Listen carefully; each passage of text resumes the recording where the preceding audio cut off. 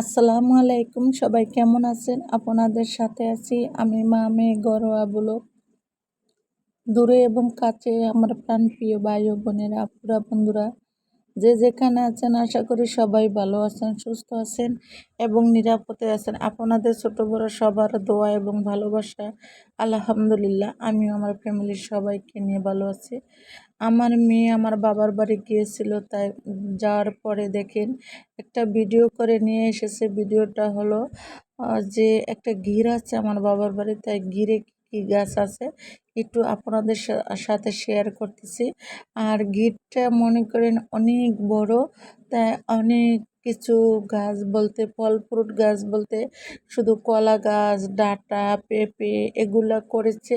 দেখেন কত সুন্দর লাগতেছে। আসলে গ্রামের দৃশ্য, গ্রামের ভিউটা দেখতে অনেক ভালো লাগে। চারপাশে সবুজে ঘেরা, তার জন্য লাগে অনেক ভালো। তাই সেজন্য আর কি আপনাদের সাথে একটু করে শেয়ার করি। আসলে গ্রামের দৃশ্যগুলো যে এত ভালো লাগে কেন জানি না। গ্রামের সাথে মনে চায় যে মিশে থাকি, সারাক্ষণ মিশে থাকি। আর এই তো আমি তো আমার বাবার বাড়িতে যাইনি, তাই আমার মেয়ে বলল যে মা দেখো যে তোমার বাবার বাড়ির একটা গির আছে, গিরটা কত সুন্দর কচু লতি, তারপরে ডাঁটা, তারপরে কলা গাছ, কলার ছড়া, তা এগুলা মানে দেখতে অনেকেই ভালো লাগে। তাই আমার মেয়ে ভিডিও করে নিয়ে আসছে। এক একটা ডাঁটা অনেক বড় বড় দেখা যাচ্ছে, দেখতেই তো পাচ্ছেন যে অনেক বড়। আর এই তো দেখেন কলার ছড়াগুলা অনেক বড় বড় কলার ছড়া, অনেকগুলা কলার ছড়াই ভিডিও করা হয়েছে।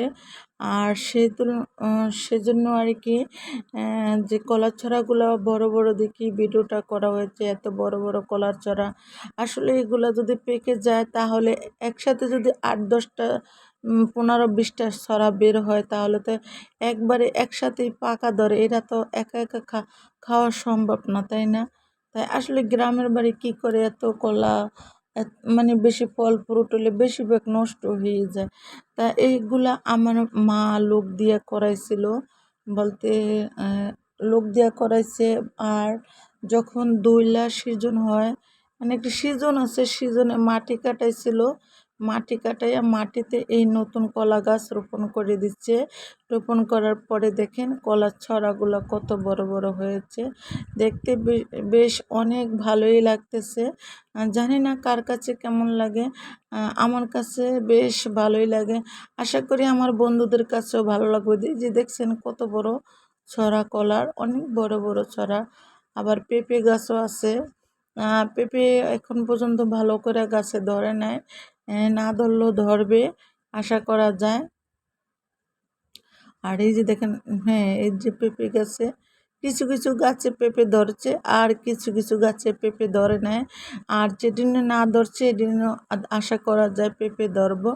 আর এই তো একটা মানে এই গর্তটা থেকে মানে ইয়েতে সাভারে এই গর্তরে বলে কি যেন মাইটেল, আর আমরা বলি পুষ্কুনি। তাই এইটা পুষ্কুনি কেটে মাটি উঠানো হয়েছে। তাই এই পুষ্কুনি পুষ্কুনির থেকে মাটি উঠাইয়া যে এই সমস্ত গাছগাছরা রোপণ করেছে।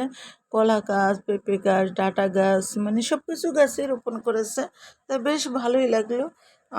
যাই হোক, আশা করি যারা আমার এই ভিডিওটা এই পর্যন্ত দেখেছেন তাদেরকে অসংখ্য অসংখ্য ধন্যবাদ। আর যারা না দেখছেন দেখে আসবেন। আর যারা একটি লাইক দিতে ভুলে গেছেন, প্রতিদিনের মতোই বলে দিয়ে লাইকটা দিয়ে দেবেন। তা সবাই ভালো থাকুন, সুস্থ থাকুন, আল্লাহ।